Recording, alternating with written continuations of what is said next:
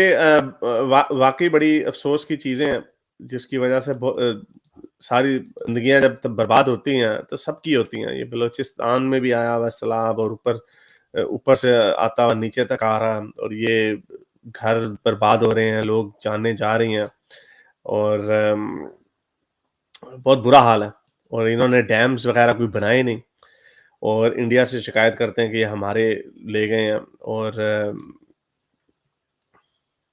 तकरीबन 900 के करीब लोग मर गए हैं। ये आप देख सकते हैं रेल रेला कैसे आता है पानी का। तो ख़ैर इनकी मिसमैनेजमेंट्स हैं और ये मिसमैनेजमेंट्स बड़ी ख़तरनाक हैं। अभी एक रिपोर्ट आई है कि कहते हैं कि दो 2100 तक पाकिस्तान में 150 से 250 दिन इंतहाई गर्मी के हुआ करेंगे। 150 से 250 दिन। यानी ये पूरा पाकिस्तान ज़रख़ेज़ मट्टी वग़ैरह जिसको हम कहते हैं, ये इसका बड़ा बुरा हाल होगा क्योंकि क्लाइमेट चेंज हो रहा है लेकिन इनको ऑब्वियसली किसी को कुछ पता ही नहीं है। तो एनीवे तो ये जो कुछ हो रहा है, लोग कहते हैं कि जी मज़हब आपको बेहतरी की तरफ लेके जाता है, मज़हब आपको अच्छा करता है और हमने देखा है कि क्राइसिस में लोग एक-दूसरे की मदद करते हैं। ये मज़हब की वजह से नहीं हो सकता क्योंकि अगर मज़हब की वजह से होता, तो जो गैर मज़हबी लोग हैं, उनके अंदर हमें ये चीज़ नज़र ना आती। तो चूँकि मज़हबी लोगों में ज़्यादा गुर्बत होती है और वहाँ पे नेचुरल डिज़ास्टर्स और कैलामिटीज़ को कंट्रोल करने के तरीके कम होते हैं, तो उनकी आउटपोरिंग ऑफ सपोर्ट हमें ज़्यादा नज़र आती है। तो मुझे ये एक वीडियो गुज़री, बड़ी अच्छी फ़ील गुड वीडियो है, तो मैंने कहा चलें आपके सामने शेयर करता हूँ, कि ये हम देख सकते हैं कि ये सैलाब आया हुआ है और ये लोग मदद कर रहे हैं, लोगों के पास जा रहे हैं, लेकिन ये ऊपर आप देख सकते हैं छत के ऊपर कुछ बेचारे कुत्ते हैं, स्ट्रैंडेड कुत्ते हैं, तो ये उनको रोटी डाल रहे हैं।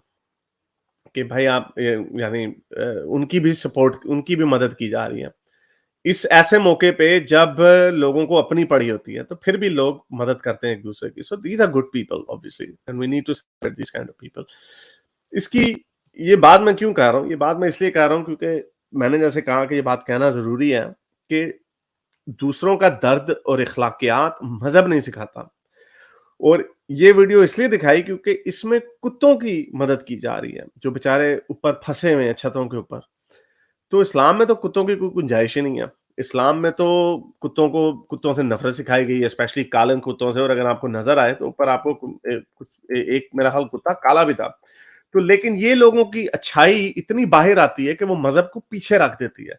और मैं आपको पूरा यकीन से कह सकता हूँ कि अगर कोई खंज़ीर भी होता ना बेचारा चीखें मार रहा होता, तो लोगों ने उसकी भी मदद करनी थी। तो ये बहुत एक बड़ी एक ना फ़िज़ूल किस्म की बक चूना पिलाया जाता है, लोगों को दिया जाता है कि भई ओ जी मज़हब आपको इंसानियत सिखाता है। ये देखें मिशकात की दोनों बुखारी मुस्लिम की मुत्तफ़िक़ हदीस है कि Ibn Umar said the prophet ordered dogs to be killed except hunting dogs और शीप डॉग्स और dog used for looking after animals, यानी जो काम वाले कुत्ते हैं उनके अलावा सब कुत्तों को मार डालो। ये बुखारी में भी है, मुस्लिम में भी ये हदीस है। तो ये वाले जो कुत्ते थे, कोई काम वाले कुत्ते तो नहीं थे। मुझे तो नहीं लग रहा था कि गार्ड डॉग है, बेचारे आवारा कुत्ते थे। एक और हदीस है तिरमिज़ी की, that the messenger of Allah said, whoever acquires a dog with the exception of a dog to guard livestock, a hunting dog or a farm dog, each day a Kirat is deducted from his reward, यानी उसको उसको उसका एक सवाब जो है ना वो माइनस हो जाता है, अनलेस के उसने कोई कुत्ता ऐसा रखा है जिसका कोई काम नहीं है, यानी पालतू कुत्ता है बस एंजॉयमेंट के लिए, जैसे मेरा चार्ली एक छोटा सा कुत्ता। तो ये कुत्तों से नफरत आपको सारी हदीसों में मिल जाएँगी, ये कोई यूनिक बात नहीं है, लेकिन ये बात इस चीज़ की गवाही है कि इस सूरत-ए-हाल में भी लोग कुत्तों की मदद कर रहे हैं बिकॉज़ इंसानियत जो है ना, ये मज़हब से नहीं आती, ये इंसानियत आपके अंदर से आती है। अच्छा जी, कह रहे हैं floods in subcontinent destroying lives of Hindus and Muslims alike but no Allah और Ram coming out for help. Exactly. कहाँ है अल्लाह, कहाँ है राम? कहाँ है ये जीसस भी कहाँ है? वहाँ पे क्रिश्चियंस भी हैं। तो ये ऑब्वियसली मैं अभी देख रहा था ये वीडियो, वो जो घर जो तबाह उड़ रेला ले गया उसको, उसमें नीचे लिखा हुआ अल्लाह बचाए हमें, अल्लाह बचाए। ओ भाई, अल्लाह ने पहले ये किया क्यों आपके साथ ये काम? आपको सज़ा मिल रही है, किस काम की सज़ा में? इसराइल को तो कोई वहाँ पे ज़लज़ले नहीं आते और कोई वहाँ पे सैलाब नहीं आते क्योंकि वो एक ऐसी ज्योग्राफिकल जगह पे है जहाँ पे ज़लज़ले नहीं आते और जहाँ पे सैलाब नहीं आते। जापान में ज़लज़ले आते हैं क्योंकि वो एक एक्टिव वोल्केनो के ऊपर है, वो जो फॉल्ट लाइन के ऊपर है। तो ये अमेरिका के वेस्ट कोस्ट में आते हैं, वो भी वहाँ पे सैन एंड्रेयास फॉल्ट लाइन है। तो ये मोमिनीन्स मज़हब की लॉजिक किसी भी सेंस से पूरी नहीं उतरती। ये इस वक़्त बड़ी खतरनाक किस्म के विजुअल्स आ रहे हैं। ये मेरे ख़्याल जब स्टोइक बात कर रहे थे, मैंने विजुअल्स तब भी चलाए थे पंजाब के हवाले से, सॉरी सैलाब के हवाले से। तो बड़े खतरनाक विजुअल्स आ रहे हैं अनफॉर्चुनेटली। और ये बेचारे देखें आप किस तरह लोग बच्चों को लाके ये रेले में से गुज़रते हुए जा रहे हैं। I mean it's heartbreaking. और ऐसे होते हुए भी लोग खुदाओं को मानते हैं। और ठीक है, ये नेचुरल कैलेमिटीज़ हैं, लेकिन इंसानी मुआशरे कई इतने तरक्की कर गए हैं कि इस तरह के नेचुरल डिज़ास्टर्स को भी अवॉइड कर सकते हैं। और ये नेचुरल डिज़ास्टर बड़े अरसे से लोग एक्सपर्ट्स कहते आ रहे थे कि डैम बनाएँ। जब ये डैम बनाएँगे, पानी को बचाएँगे। और क्लाइमेट चेंज तो ख़ैर पाकिस्तान के बस की बात नहीं है अनफॉर्चुनेटली, ये तो पूरी दुनिया की बात है। लेकिन अभी भी ऐसे भी लोग हैं जो क्लाइमेट चेंज को डिनाई करते हैं। और ये अ, विजुअल्स पंजाब में भी आ गए हैं, बलूचिस्तान में भी यही हाल है, स्वात में भी यही हाल है। और अनफॉर्चुनेटली बड़ी ये बेचारे, ये इंसान है, ये स्वात में ये बंदा बेचारा लटका हुआ है दरख्त के साथ। और he is most likely probably going to die. अगर ये इस पानी में गिर जाएगा तो ये रेला इसको कहाँ पे लेके जाएगा, कहाँ पे पटकेगा, इसका और कोई सोल्यूशन नहीं है। लेकिन ये बेयारो मददगार है, ये अल्लाह मियाँ बैठे हुए ऊपर देख रहे हैं आराम से। ये अल्लाह मियाँ के काम है। और ये बेचारे मासूम बच्चों का कोई कसूर नहीं है। ये बच्चे सिर्फ एक ऐसे मुआशरे में पैदा हो गए जहाँ पर उनके बड़ों ने, हमारे बड़ों ने मज़हब के चक्कर में पड़े रहे। मज़हब is one issue, not all of the problems. लेकिन एक बहुत बड़ी प्रॉब्लम है कि साइंस और टेक्नोलॉजी का रवैया नहीं पैदा किया गया। यहाँ पे अम, सर अभी भी ये तारक यहाँ पे जमील का कोई एक छोटा सा क्लिप सर्कुलेट कर रहा है कि ये हमारे गुनाहों की सजा है, और ये तो ऐसे हाँ, बेशरम इंसान है। हाँ, ये बेशर्म लोग हैं। और इसका किसी ने बड़ा अच्छा जवाब दिया था। वैस इकबाल एक पाकिस्तानी जर्नलिस्ट है, उन्होंने ट्वीट की थी। उन्होंने कहा था, क्या अल्लाह मियाँ तब भी हम लोगों पे अज़ाब नहीं डाल सकता अगर हमारे उलमा जो हैं एक एक एक ज़ालिम हुक्मरान का साथ देते हों? हवाई बात है ना। यही क्यों हम मान लें कि आपका जो इंटरप्रिटेशन है वही उसी को एक्सेप्ट कर लें, दूसरी को ना माने। अल्लाह मियाँ आपको, अब भाई इसराइल में तो कोई इस तरह के अज़ाब नहीं आते। उसकी जवाब भी इन्होंने बहाना बनाया हुआ, नहीं अल्लाह अपने बंदों को ज़्यादा आज़माता है। हर चीज़ का गोल-मटोल जवाब है इनके पास। ओ भाई कोई अल्लाह-वल्लाह नहीं है, कोई खुदा-वुदा नहीं है।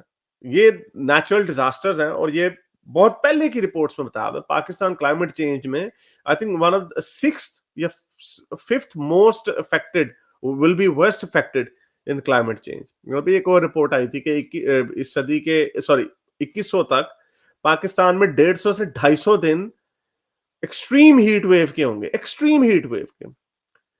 अभी यूरोप वगैरह में कुछ 10-15 दिन आते हैं, लोगों की चीखें निकल आती हैं। 150 से 250 दिन, ये तो जमीन बंजर हो जानी है, कुछ भी नहीं होना। और हिमालय जो है, जो आपके हिमालयज हैं, वो सारे के सारे मेल्ट हो चुके होंगे। ग्लेशियर्स तब तक मेल्ट हो चुके होंगे, सारा पानी समुद्र में जा चुका होगा और सतह समुद्र ऊंची हो चुकी होगी। समुद्र में जा चुका होगा, सतह समुद्र ऊंची हो चुकी होगी। दैट इज अनदर एविडेंस कि जो कुरान कहता है कि मीठा पानी कड़वा पानी आपस में मिक्स नहीं होते, बैरियर है उनके दरमियान में। तो ऐसा नहीं है कि यहाँ से ग्लेशियर्स पिघलेंगे तो जी वो बैरियर वहां पे कराची पे आके बैरियर होगा, क्योंकि वहां से गिरना है ना पानी, तो वो वहां पे बैरियर होगा। ऐसा नहीं होगा, पूरी दुनिया की सतह समंदर ऊंची होगी। तो इसमें ये सर ये रिलीजियस रीजंस की वजह से इस तरफ इसलिए भी जाते हैं कि इनको इस्लाम ने या रिलीजन ने ये सिखा दिया, या एक सबकॉन्शियसली इनके जहन में ये मैसेज डाल दिया है कि हमारी जान की कोई बड़ी सैंक्टिटी है। हम बड़ा दुनिया ना, कुदरत हम पे बड़ा गौर करती है, हमारे माल पे नजर है, हम एक उंगली स्विच में चली जाने तो करंट लग के हम मर जाते हैं। ये इनको लगता है कि अगर इतनी हम बात हो रही ना तो कोई बहुत इंपॉर्टेंट रीजन है। नहीं, इंपॉर्टेंट रीजन ये है कि आप लोग तैयार नहीं थे उसके लिए। बाहर डेवलप्ड मुल्कों में सलाब आते हैं, बहुत ज्यादा कम बात होती है। आप लोग क्योंकि इन फेरी टेल्स में पड़े हुए हैं, आप लोग इंतजाम नहीं करते, तालीम नहीं लेते। इनको लगता है कि ये नहीं, अल्लाह की कोई, अल्लाह की तरफ से ही नाराजगी है। यानी आप ये देखें, इमेजिन करें, कभी आपने देखा, इधर भी यूरोप में भी पिछले साल कुछ आए थे। ये बेचारा, आई मीन, बड़ी कसम कुर्सी का आलम है।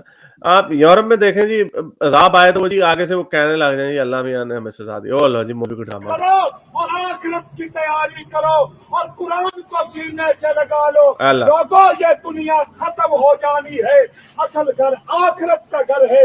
और लोगों बेहयाई के काम छोड़ दो, अल्लाह से डर जाओ। अल्लाह की लाठी बड़ी बेआवाज है। अल्लाह की लाठी ये है बेवा। गरीबों पे ही आती है। अल्लाह अल्लाह अल्लाह गरीबों पे आते हो, बस इसको भेजो ऊपर जाओ, अल्लाह अगला घर पक्का है ना तो उधर जाओ आप। तो ये क्या इन लोगों को बेवकूफ बनाया हुआ इन लोगों ने। हारिस साहब ने अवैस इकबाल की बात की, उन्होंने एक और ट्वीट की थी, और क्योंकि हम पहले बाबों के हवाले से बात कर रहे थे तो उन्होंने ट्वीट में लिखा है, पाकिस्तान में सैकड़ों पीरों के कब्जे में जिन हैं और मोकल हैं। मजाल है कि कोई एक भी पीर ने सैलाब ज़दगान की मदद के लिए कोई निकाला हो।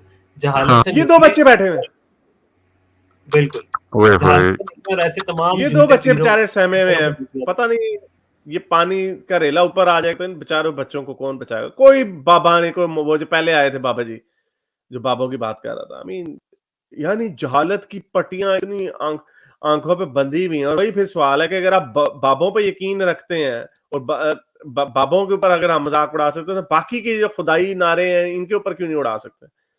ये बेचारे 5 brothers from Khorasan who cried for help for 5 hours but they eventually drowned. ये इनको रस्सियां फेंकी गई थी कि इनको बांध लिया जाएगा कि ना हो। 5 hours are enough time to fly a helicopter from a nearby town. May their souls rest in peace. अब बंदा तो पूछे हेलीकॉप्टर साइंस ने दिए हैं कि आपके बाबों ने दिए? हाँ, ये सारी बातें जो है ना, अरे ये देखें, ये नया अपेरेंटली कोई नया होटल है, सर करीम इस होटल। होटल में मैं ठहरा था और मुझे देख के बड़ा ही दुख हुआ। तो ये क्या गिर गया? ओहो, आई होप कि इसमें लोग तो होंगे, उन्हें तो नहीं पता होगा कि ये गिरने वाला है। नहीं, आई थिंक वो उस वक्त तक वो वार्निंग वगैरह आ गई होगी जो मुझे लग रहा है। नहीं तो उन्हें कैसे पता चला कि ये पूरी बिल्डिंग कॉम्प्रोमाइज होने वाली है? ये देखने में तो नहीं लग रहा कि नई बिल्डिंग है चलो, बल्कि बिल्कुल ठीक लोग इधर ही आएंगे, बल्कि लोग तो दूर दूर से इसी बिल्डिंग के पास आएंगे कि हाँ भाई इसमें ये मॉडर्न बिल्डिंग लेकिन है, इसमें यहाँ पे सर कोई मच बंदा जाएंगे। नजर नहीं आ रहा। ये एक होटल है, उसके नया विंग ये बन रहा है। हो सकता है भी इसमें वो उन्होंने शुरू ना किया हो वो गेस्ट लाना, और सेकंडली ये भी हो सकता है क्योंकि देखें कहीं हमें बंदा नहीं नजर आ रहा उसमें कहीं खड़ा हुआ किसी भी जगह।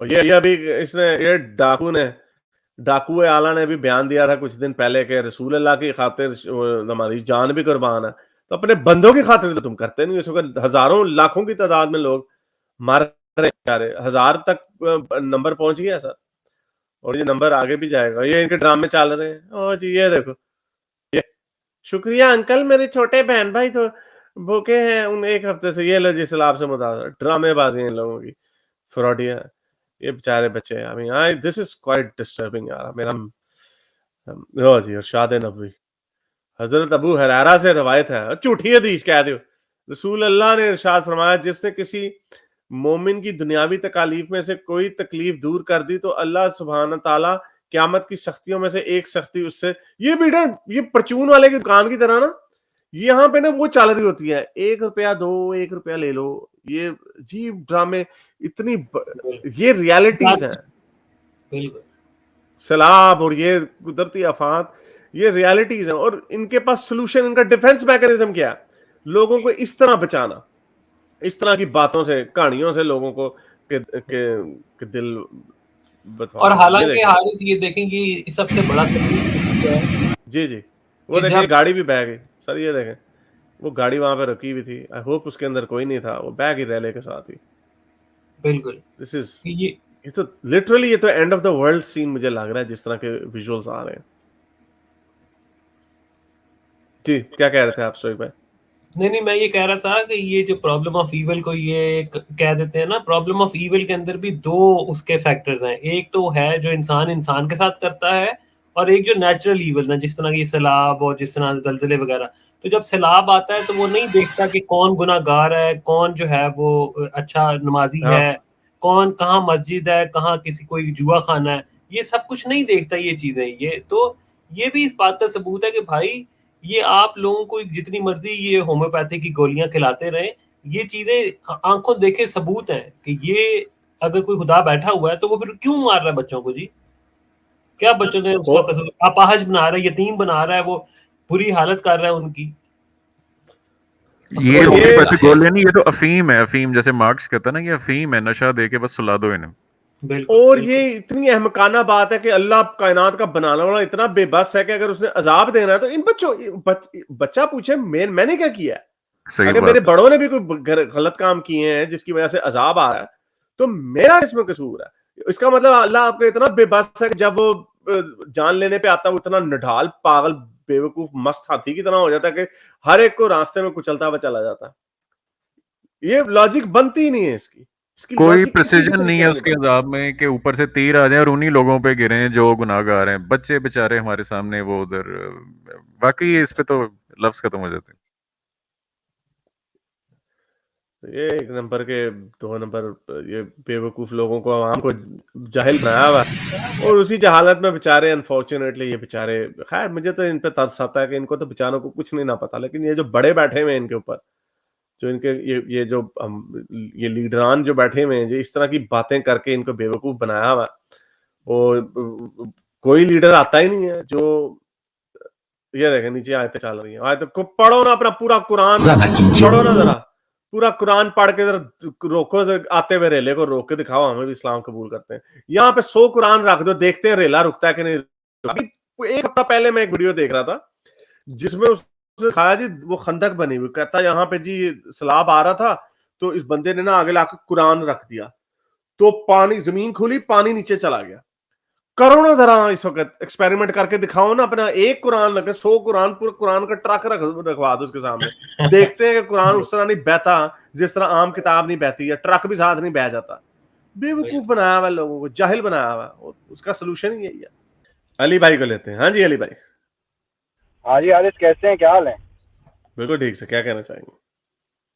मैं एक बस पब्लिक सर्विस मैसेज देना चाहूँगा आपके प्रोग्राम की लिए कि जो इमरान खान ने जो बातें की थी सारी बातें ठीक नहीं है, लेकिन जो उसने दरख्त लगाने वाली बात की है और जो उसने जो क्लाइमेट चेंज वाली बात की है उस पर पाकिस्तानी प्लीज़ हम कचरा फेंकना बंद करें, अपने मोहल्लों को, इलाकों को साफ रखें, वरना आपके पास इतने वसाइल नहीं है कि आप हर साल इस तरह के मसलों से निमट सकें। तो ग्लोबल वार्मिंग का ख्याल करें, कचरा फेंकना बंद करें, इलाकों को साफ सुथरा रखें अपने। ये बात तो ठीक है। स्टोइक साहब, आपका क्या ख्याल है इस बारे में? बिल्कुल, बिल्कुल, इसमें इससे तो कोई डिसएग्रीमेंट हो ही नहीं सकता। ये तो बिल्कुल ठीक बात है। बात सिर्फ़ ये है कि देखें, सिर्फ़ ये हमें देखना पड़ेगा कि पिछले कई सालों से, यानी कि पिछले 10-20 सालों का अगर हम देखें तो तकरीबन हर दूसरे-तीसरे साल जो है ना खतरनाक किस्म का फ्लड आ जाता है। तो ये, और आप टाइमिंग देखेंगे, अक्सर ऐसा होता है कि कोई ना कोई मुल्क के अंदर पॉलिटिकल मामला चल रहे होते हैं और साथ में सैलाब आ जाता है। अब ये लोग, जितनी भी हमारी पॉलिटिकल एलीट है, ये अपने चक्करों में पड़ी होती है, जबकि जो है वो ढेरों ढेर लोग मर रहे हैं, उनके घर तबाह हो गए, लोग, बच्चे जो है वो यतीम हो गए। तो ये बड़ा अफ़सोसनाक मकाम है। लेकिन हारिस, ये टेम्परेरी रिलीफ एफर्ट्स जो होती हैं ना, इससे कभी भी देर पा सॉल्यूशन नहीं निकलता।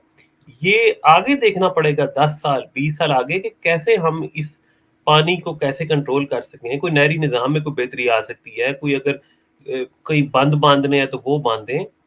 लेकिन अनफॉर्चुनेटली ये उसके ऊपर सिर्फ वो क्या कहते हैं, अ, वो पानी आग बुझाने वाला काम करते हैं, लेकिन उसके ऊपर कोई प्लानिंग ऐसा नहीं होती, जिसकी वजह से हर दूसरे तीसरे साल ये लाशें उठानी पड़ती हैं। और इससे फिर देखें, इससे मुल्क की इंटेग्रिटी का भी नुकसान होता है, क्योंकि ये जो गरीब पसमानदा इलाके के लोग होते हैं, ये कहते हैं यार हमारी हर साल जानें चली जाती हैं, ये 20-25-50 हज़ार हमें दे के हमारे जो है वो जान की कीमतें लगा देते हैं। तो उससे फिर वो रिजेंटमेंट पैदा होती है फेडरेशन के खिलाफ। तो ये बड़े इसके खतरनाक नताइज। आप याद करें कि बांग्लादेश के की अलहदगी के पीछे भी फैमिन और फ्लड जो है वो बहुत बड़ा इशू था, क्योंकि वहाँ पे भी इस तरह के मसाइल थे जिनके ऊपर जो वेस्ट पाकिस्तान था उसको कोई परवाह नहीं थी उन लोगों के मरने की। तो ये बड़े खतरनाक इश्यूज हैं। इसमें स्टोइक एक बात मैं करना चाहूँगा कि जितना भी हुकूमत कर ले, हुकूमत का सबसे पहला स्टेप होता है आवाम के अंदर शऊर पैदा करना। अगर आवाम को ये बात आप ठीक कह रहे हैं कि अगले 10 साल का सोचना पड़ता है, लेकिन मेरा ये ख्याल है कि पाकिस्तान में सिर्फ 10 साल आवाम को ये बात समझाते हुए लगेंगे कि भाई कचरा नहीं फेंकना। हुकूमत कितने डैम बना लेगी, और आई अंडरस्टैंड कि हुकूमत कचरा उठाने का भी हुकूमत के पास कोई निज़ाम नहीं है, कोई ऐसे डंपिंग यार्ड्स नहीं बने हुए, तो आवाम कचरा फेंके तो कहाँ फेंके। लेकिन यह है कि ये दोनों तरफ से होगा, ये हुकूमत को भी कुछ करना पड़ेगा, प्लस आवाम को अपनी जिम्मेदारी समझनी पड़ेगी, जो उनकी अपनी जिम्मेदारी है आवाम की वो उन्हें निभानी पड़ेगी। सिगरेट पी के ऐसे ही फेंक देते हैं। आप किसी मुल्क में बाहर जाके सिगरेट पी के फेंकें और पुलिस वाला आपको देख ले तो आपको फाइन भी करेगा और आपसे वो सिगरेट का वो बट भी उठवाएगा कि इसको उठाओ और साइड पे फेंको। तो ये दोनों तरफ से होता है, ये हुकूमत की तरफ से भी होता है और अवामी शऊर भी बहुत जरूरी है इसके लिए। ये अभी पहले मैं बात कर रहा था एटीट्यूड्स की, कि ये एटीट्यूड्स जो होते हैं ये इनको जनरेशंस लगती हैं, और यही मैं बात उसी हवाले से कह रहा था कि स्या फार्म और ये सारी बातें जो कह रहा था कि ये ऐसे ओवरनाइट नहीं होता, लोग भी ओवरनाइट नहीं ठीक होते। ये जो आपने बात की है इसकी पहली रिस्पॉन्सिबिलिटी वाकई गवर्नमेंट के ऊपर ही आती है। ये जो आप कचरे की बात कर रहे हैं, मुझे याद है पाकिस्तान में जब हमने ये घर बनाया था अच्छी खासी जगह पे, वहां पर ये घर देखें किस तरह बुरे तरीके से गिर गया। I hope no one was in there.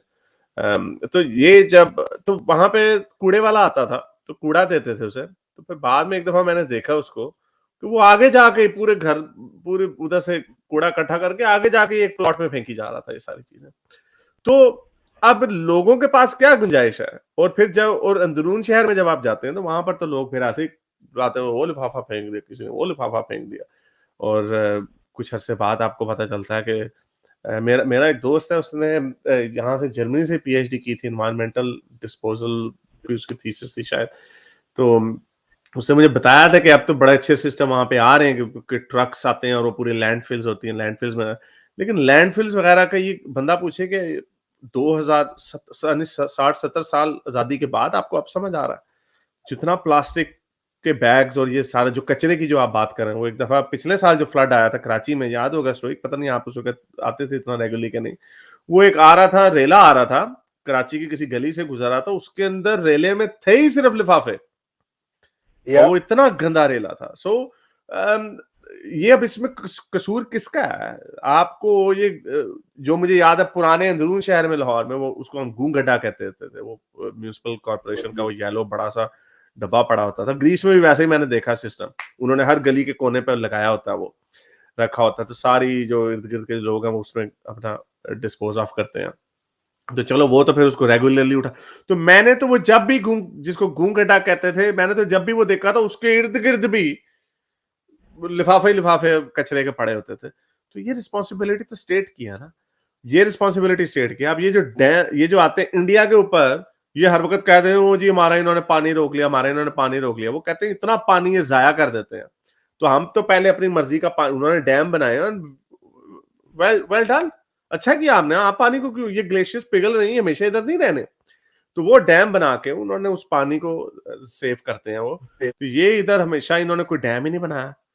Tarbela dam एक दिन में पूरा हो गया, अपनी पूरी स्टेज पे पहुंच गया, आबादी आपकी बढ़ती चली जा रही है, डैम आपने बनाए नहीं है, और ये सारा पानी यहाँ से सारे उठा के और बीच में पता नहीं कितना कचरा लेके बहा के समुद्र के अंदर ही गिरेगा। समुद्र के अंदर से 5 कॉन्टिनेंट के साइज के ओशंस, वो आइलैंड्स बने हुए कचरे के, जिसको क्लीन अप करने का कोई तरीका नहीं है। यानी ऑस्ट्रेलिया के साइज के मेरा ख्याल 2 पैसिफिक में है, एक अटलांटिक में है और एक मेरा ख्याल इंडियन ओशन में है। पूरे पूरे आइलैंड्स हैं, सैकड़ों हजारों मील के, जो सिर्फ कचरे के इकट्ठे हुए हैं। तो ये उससे मरीन लाइफ कितनी डैमेज होती है, उससे पूरा फूड साइकिल तबाह होता है। और ये अनफॉर्चुनेटली, खैर ये तो खैर वो पूरी ग्लोबल प्रॉब्लम है, लेकिन उसमें बहुत बड़ा हिस्सा ही इनका भी, हमारे थर्ड वर्ल्ड कंट्रीज का भी है।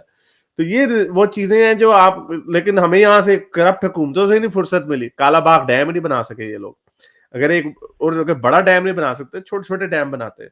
इतना पानी जाया हो रहा, इमेजिन करें ये ऐसी जबरदस्त कहत साली इस साल, इस सेंचुरी के मिड में यहाँ पे आनी शुरू हो जानी है कि इनके बेड़े गर्क हो जाने हैं। और ये कहते हैं बच्चे पर बच्चे पैदा किए जाओ। इन्होंने अपनी पॉपुलेशन का भी कोई हिसाब नहीं रखा हुआ, बच्चों पर बच्चे पैदा किए जा रहे हैं। वीट को एक्सपोर्ट करता था Pakistan up until the 90s I think, और अब इनको इंपोर्ट करानी पड़ती है। यानी, और it's one of the biggest producing wheat producing countries. और लेकिन क्योंकि अपने मुंह इतने ज्यादा हो गए हैं कि ये अपने मुंह को नहीं फीड कर सकते, और फिर बाहर से इनको मंगवाने पड़ते हैं। तो और ये आबादी बढ़ती चली जा रही है, तो कैसे इस आबादी को खिलाएंगे कैसे? ये मैं सुनता हूँ जी हमारे मुल्क में अगर चाहे कोई दुनिया में वो भी हो जाए ना, यानी बड़ा कोई मेजर किस्म का क्राइसिस आ जाए, तो हमारे मुल्क में लोग भूखे नहीं मरेंगे क्योंकि हम अपना अनाज खुद पैदा करते हैं। नहीं, तुसी गल करन डे 1990 दी, अब ऐसी बात नहीं है। तो ये गवर्नमेंट ने कोई सो कॉल्ड एस्टैब्लिशमेंट ने कोई एस्टैब्लिशमेंट की ही नहीं है इस मुल्क की।